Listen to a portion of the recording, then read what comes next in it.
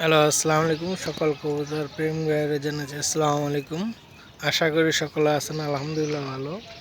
আজকে ওয়েদারটা খুবই ভালো, খুব সুন্দর একটা ওয়েদার। এই যে রৌদ্র দেখা যাচ্ছে, খুব সুন্দর একটা মিষ্টি ওয়েদার। কুয়াশাও মোটামুটি অনেকটাই ভালো। এই যে এই পাশে কিছু কবুতর আছে, কুয়াশার কারণে দেখা যাচ্ছে না।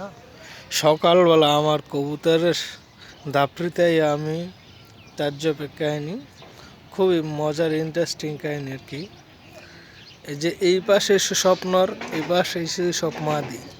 আমি কিছুদিন ধরে আর কি কবুতর ছাড়িও না আর কি, ইয়া করি না, একটু সমস্যার কারণে, প্রবলেমের কারণে আর কি কবুতরগুলো খাবার দিতেছি, এমনি ছাড়াছাড়ি কিচ্ছু করতেছি না, খুব আর কি ছাড়তেছি না খোপেতে। এই যে সকালবেলা দেখেন দাপড়ি বলতে আইসা দেখি এই যে সাদা ডিম নিয়ে বসে রয়েছে।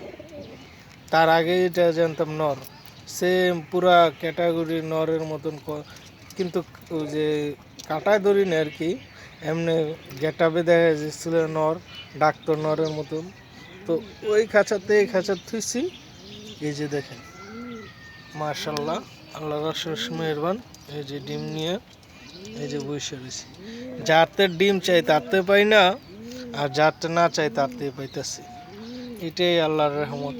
ওই পাশে নর, এই পাশে মাদি, ডিম নিয়ে বসে রয়েছি। এই যে চুইনা, অবশ্য আমার এই চুইনার রেজাল্ট খুব ভালো, ভালো জাতের কবুতর।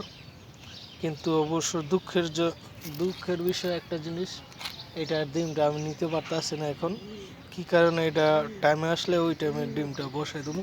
তো আপনারা যেখান থেকে দেখবেন সবাই লাইক শেয়ার দিবেন, অন্যকে দেখার সুযোগ করে দেবেন। ভালো থাকবেন, আল্লাহ হাফেজ, আসসালামু আলাইকুম।